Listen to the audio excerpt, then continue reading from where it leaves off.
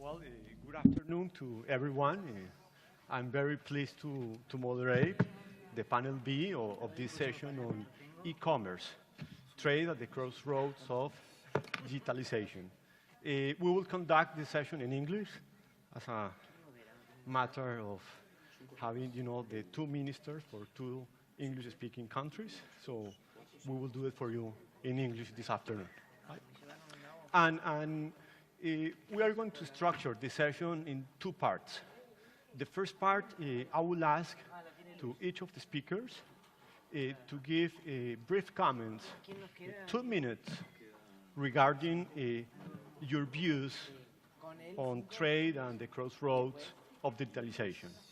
And then the second round,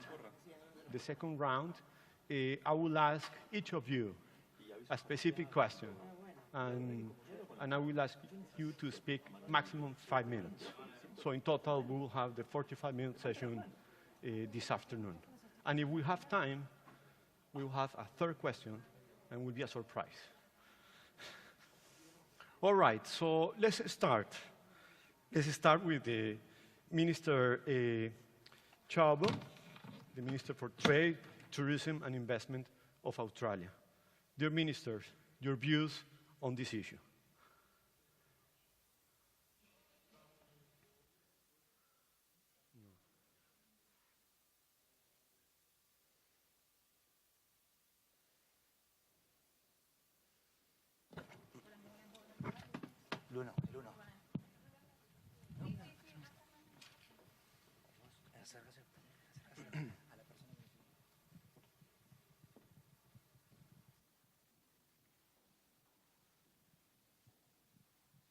Well, good afternoon. Thank you very much for the opportunity to speak with you.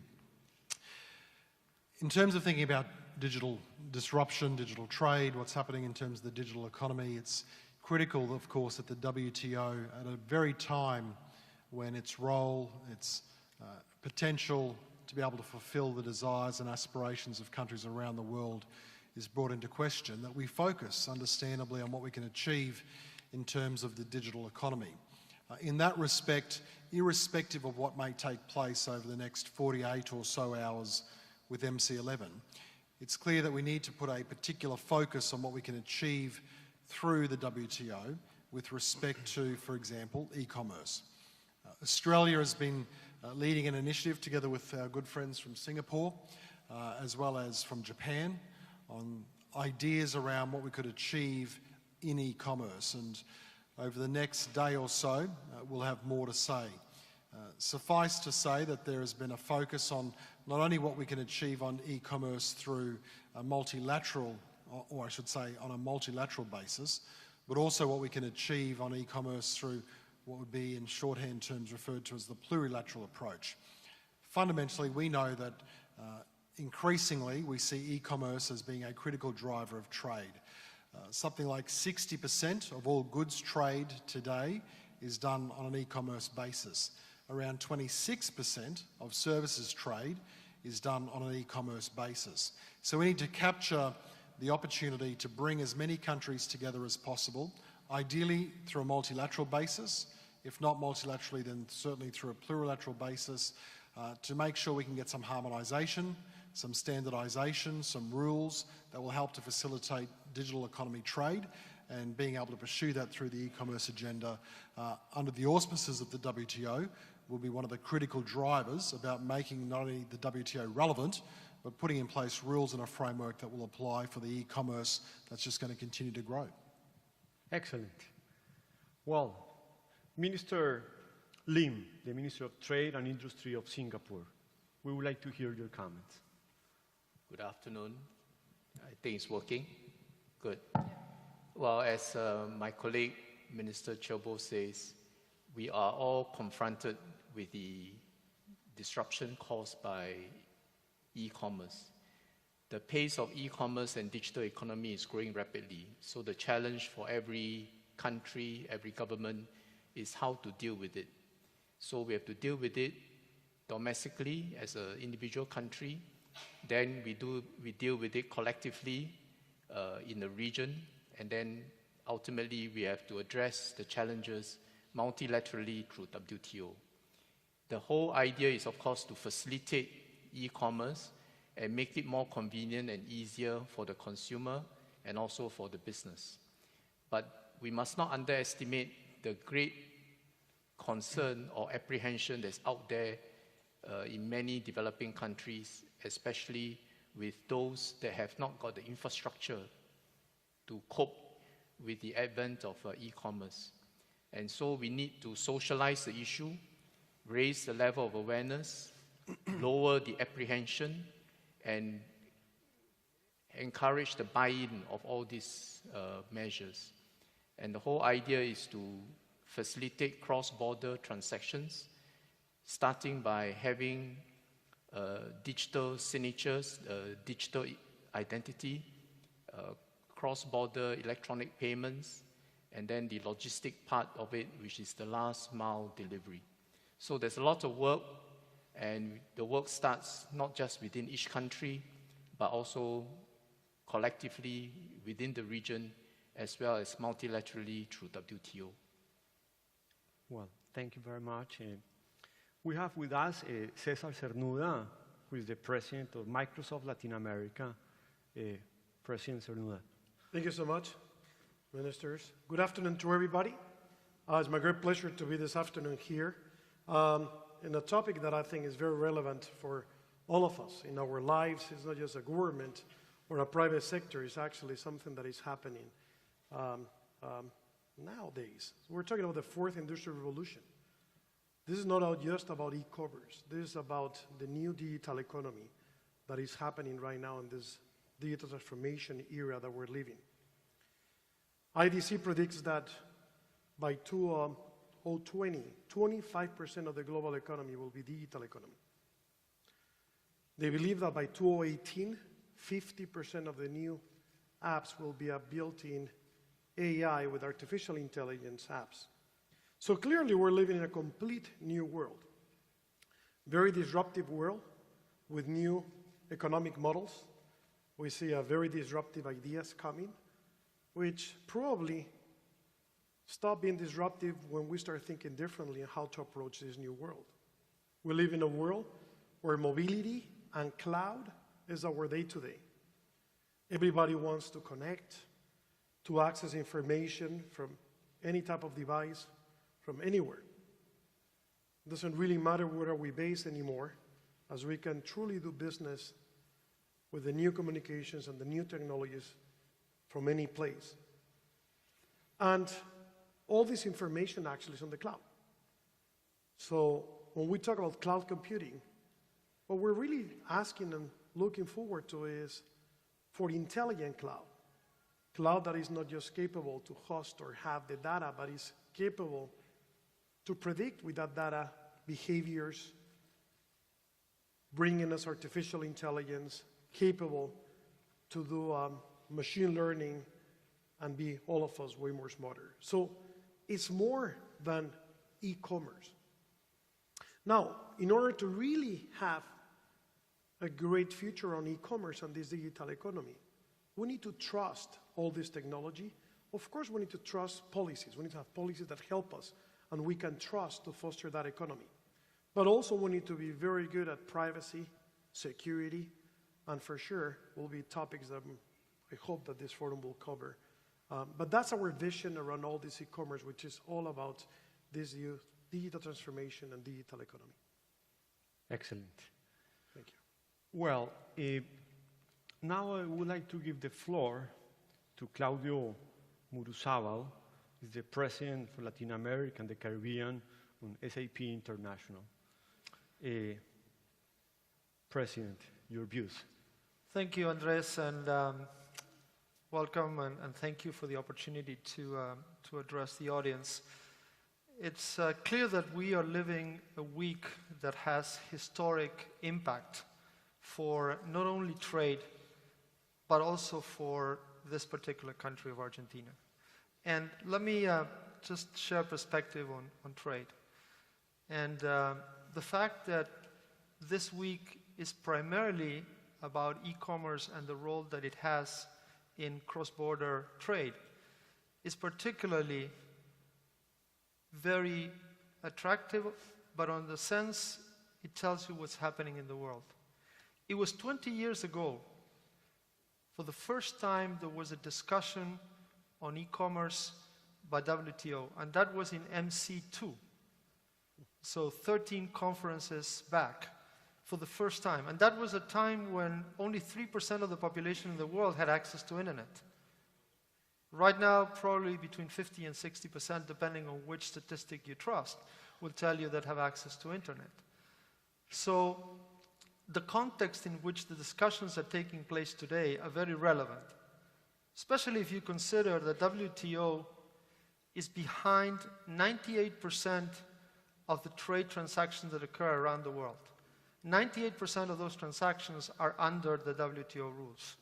So the fact that there is an embracement of the concept of e-commerce and what needs to happen to give access to the population around the world to the benefit of e-commerce becomes more relevant.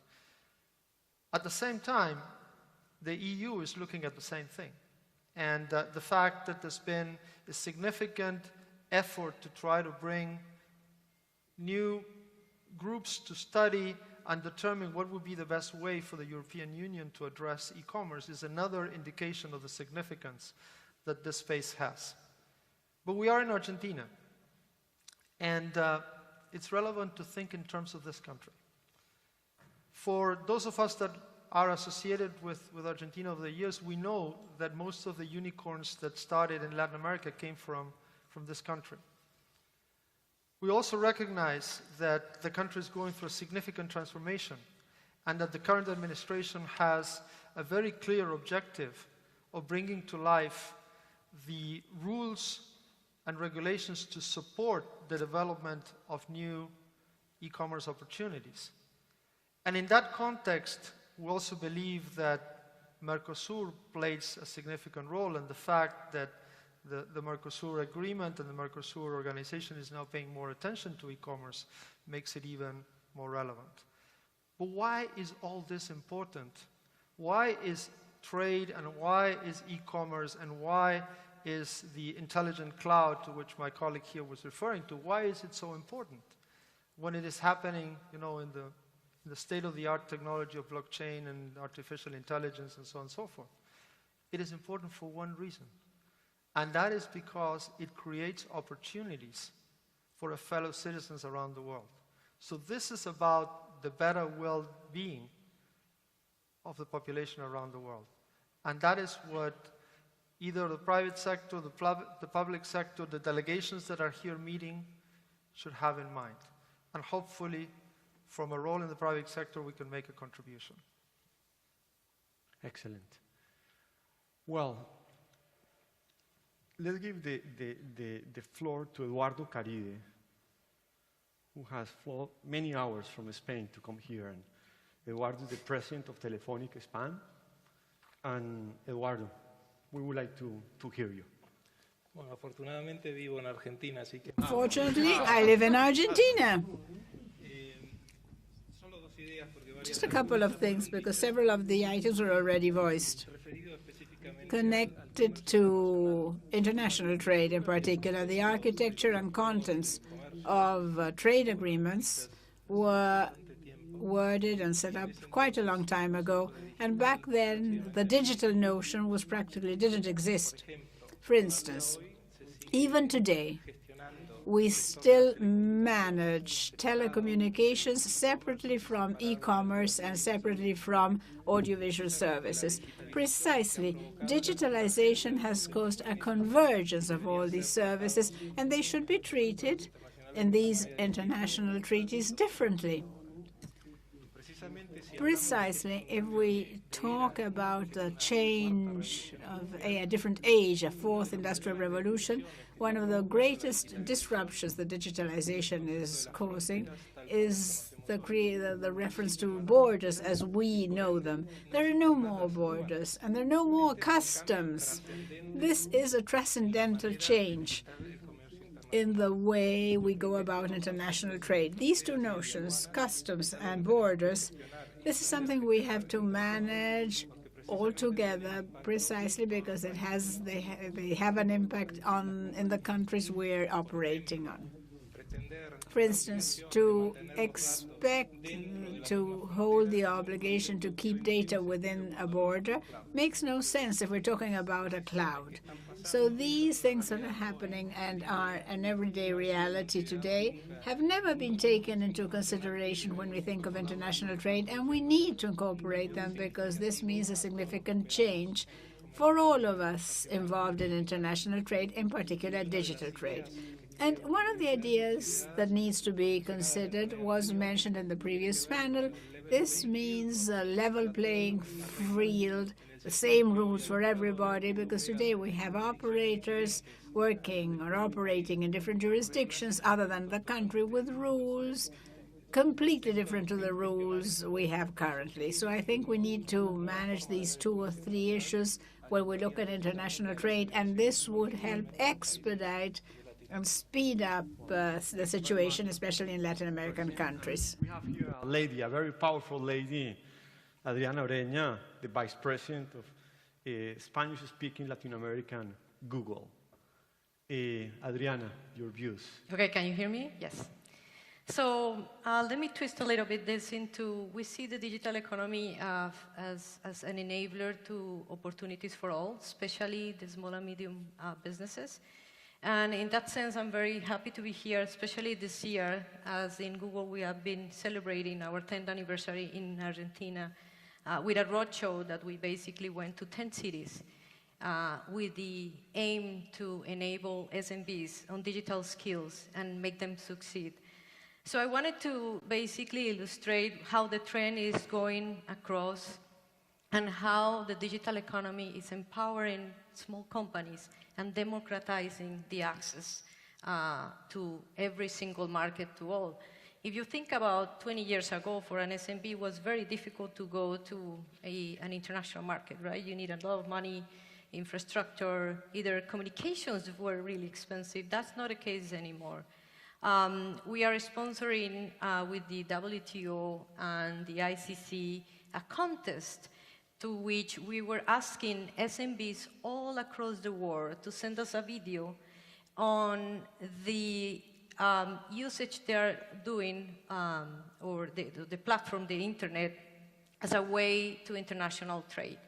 And it was amazing, the answers that we have. Actually, the winner is a video from a woman who has a disability from Ghana, to which basically he's using the internet to basically advertise and sell her products all across the world, garment products. So in that sense, we believe this is a very, very exciting opportunity.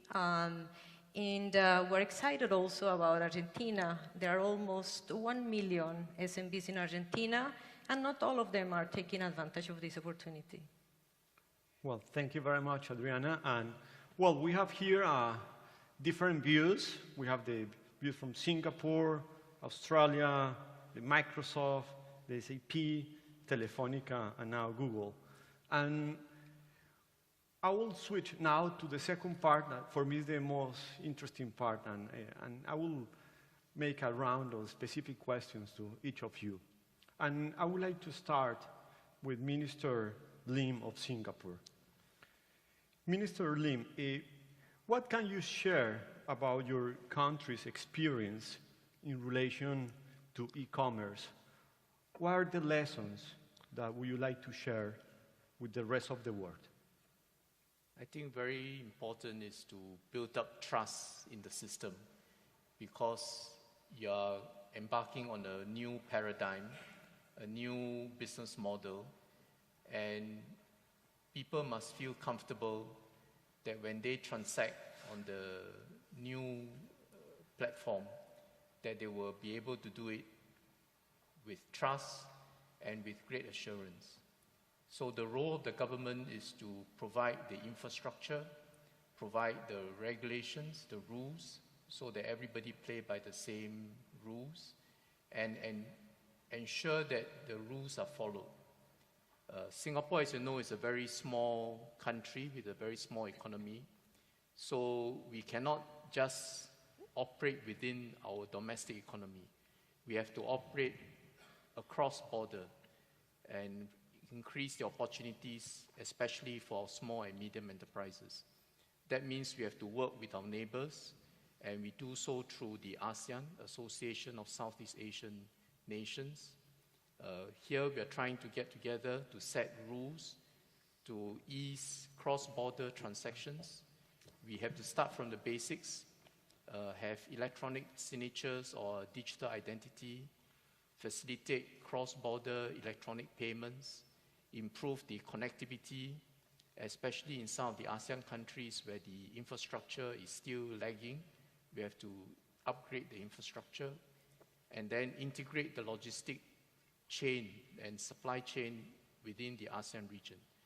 So this is how we systematically go about it, building up the infrastructure, the network, and making the whole ASEAN region a very attractive market and place for people to invest and to do business. Thank you very much for your views, and I will move with a question for Minister Chauvel, the Minister for Trade, Tourism and Investment of Australia. Minister, what is Australia doing to support the transition to a digital economy?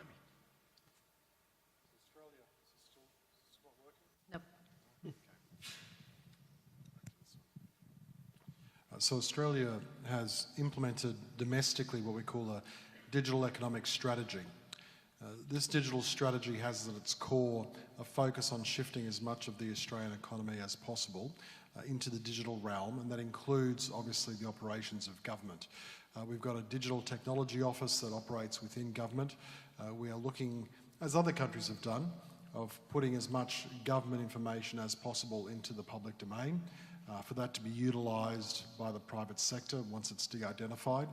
We're looking at government process to see are there opportunities for us to harness the power of technology, the digital economy, to produce better outcomes that are more client-focused and more efficient for government. In my own portfolio, for example, that includes looking at the establishment of a single window when it comes to export facilitation. These are initiatives that we know that ultimately are very appealing to exporters from Australia or first-time exporters in the future, as well as providing a better opportunity for government to have a clearer line of sight across what's being exported, volumes, more real-time data, so on and so forth. So that's another key part of Australia's focus.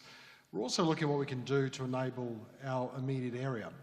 We've put something like $16 million on the table to help neighbouring countries, especially those from least developed countries in the Pacific, to be able to come up to speed, to be digital ready, so to speak, to look at how we can utilise some of that money as part of the focus that they have on government policies and processes within those countries. And of course, the terrific opportunity with many of those countries that they're not burdened with legacy systems.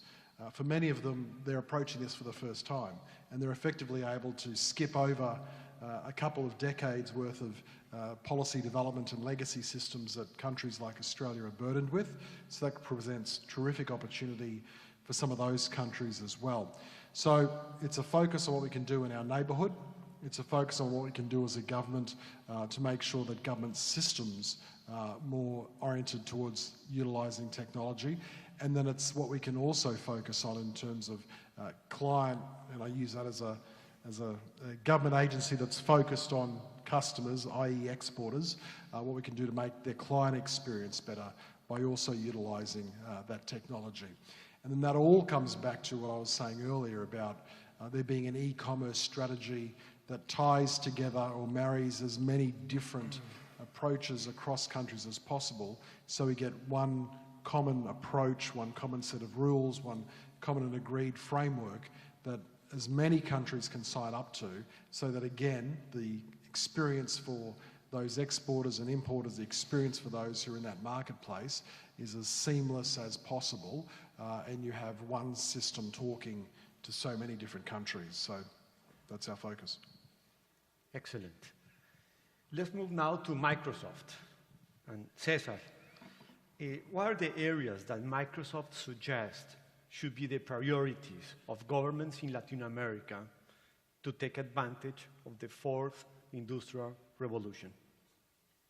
I'm not sure. I think this panel actually reflects very well our belief on what we'll be suggesting to governments, which is actually private-public partnership. And this is not between Microsoft and governments, but it's industry. So I'm glad that we have a telco here. We have a great company that has been changing the world around resource planning, Google, Microsoft, and government. I think this is we need to be very inclusive if we really want to make what I think Minister from Singapore was talking about, which is trust. If we really want to make this new digital economy and e-commerce a reality, we need to trust the overall ecosystem. And this is not just government or private sector company. We need to trust the data, we need to understand privacy, we need to understand security, and we need to have the right policies. So this is a work between all of us. I will definitely think that we need to do a lot of work around infrastructure. I think you were talking a little bit about that, and that's not just telcos doing this or regulation around that, but also there's other projects that can help. In the case of Microsoft, we've been using what we call TV white space, using the TV spectrum to provide internet access to rural areas and really get that last mile available. I think Adriana was talking before about SMBs and the economy, and I fully agree with that view. Today, with this digital economy, what it's really providing is a true democratization of the society. It's a true democratization because very small companies have access to the same technology that a large organization. Developed markets or emerging markets have access to all these technologies the same way. And that's where we're seeing startups growing and coming from all parts of the world. We're talking before about digital invoicing. I don't know how many people is aware, but 50% of the digital invoices worldwide done in 2016 were done in Latin America. And these are startups that have been working from Colombia, Chile on those projects, connecting with governments, with retailers, banks, on those type of things. So big investment around SMBs are needed. I will say very important as well to talk about readiness and capabilities.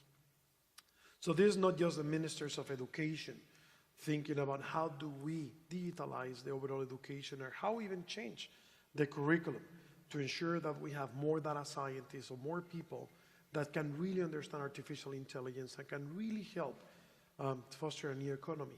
But also for the workforce, how do we plan readiness for them to have access to better jobs and basically generate a new economy for the country. I think we're living a complete new era, and this era that we're living, it's all about building a greater and better society. And we have a great chance in this new inclusive world to democratize society as we have ever seen before. And this is the great benefit of this digital transformation, fourth industrial revolution that we're living. That's our view. Very good. Well, we have been talking about disruptive digital technologies. And this question goes to Claudio. What do you think? How can new disruptive digital technologies benefit and impact cross-border trade?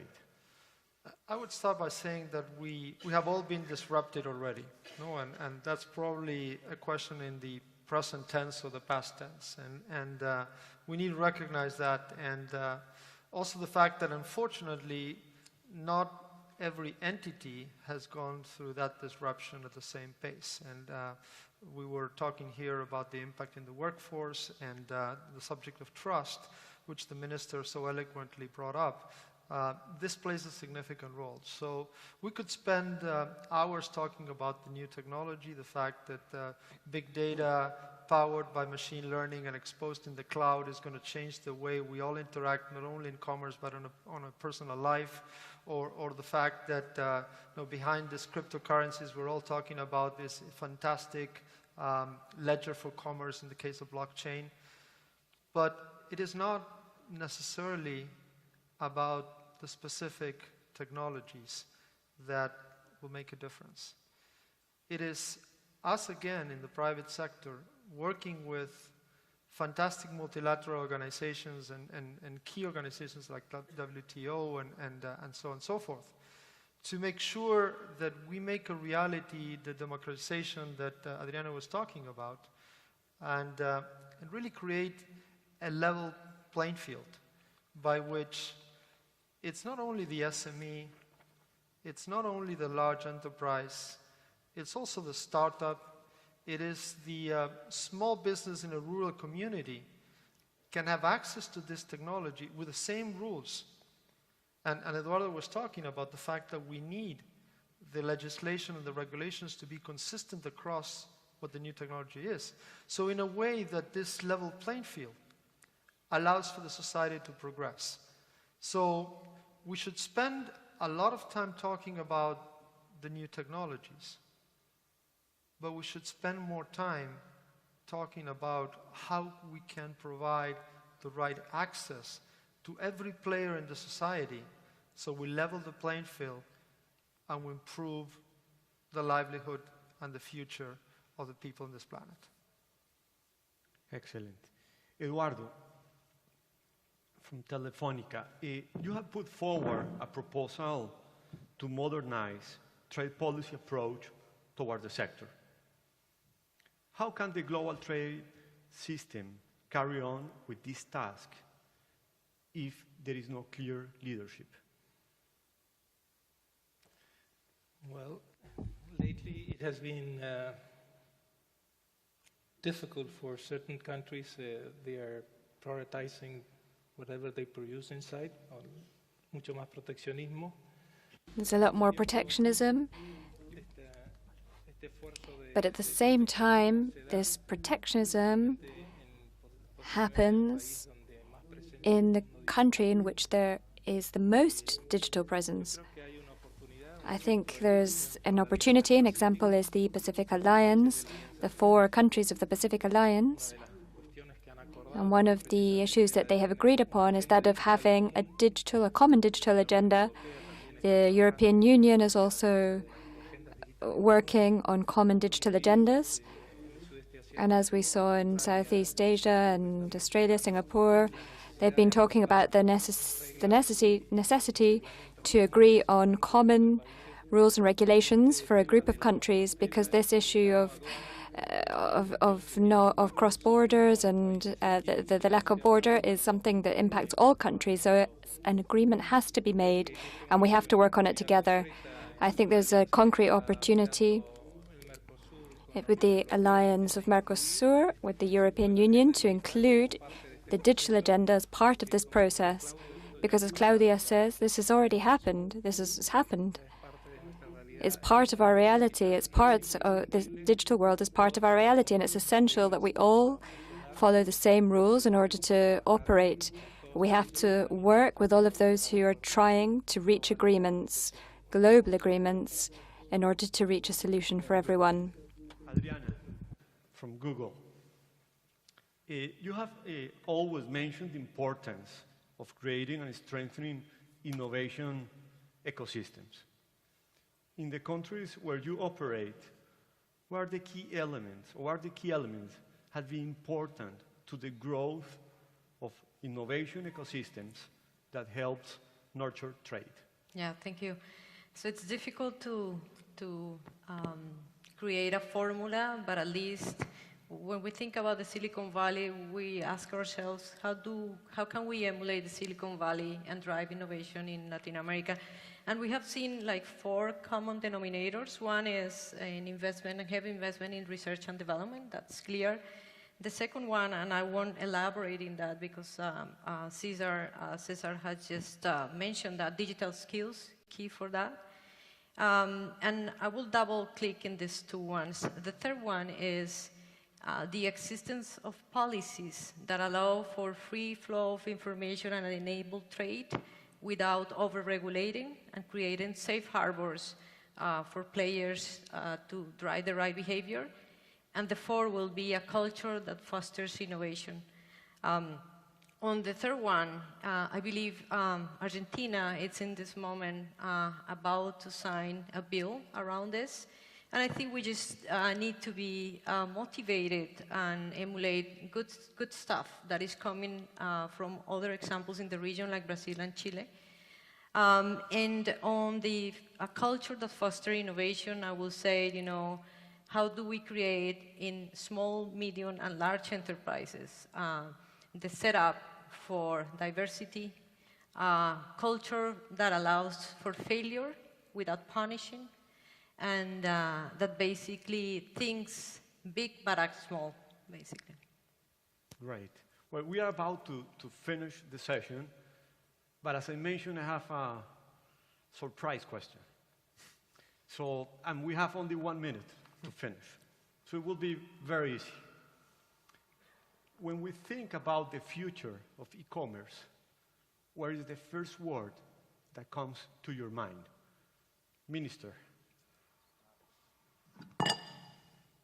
Efficient. Competitiveness. Adriana. Accessibility. Simple. Democratization. I would go with trust. This is excellent. Excellent.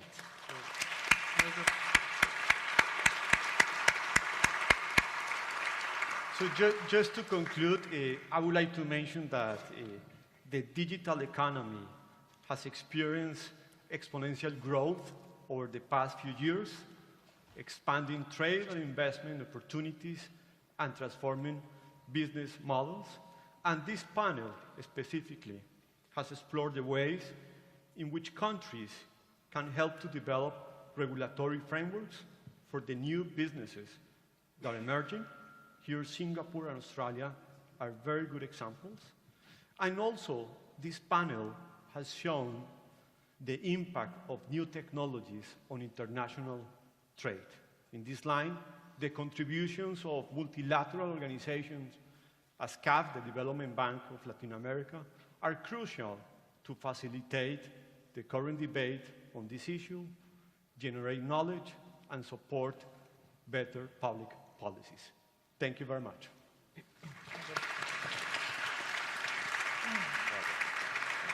Listo, entramos todos.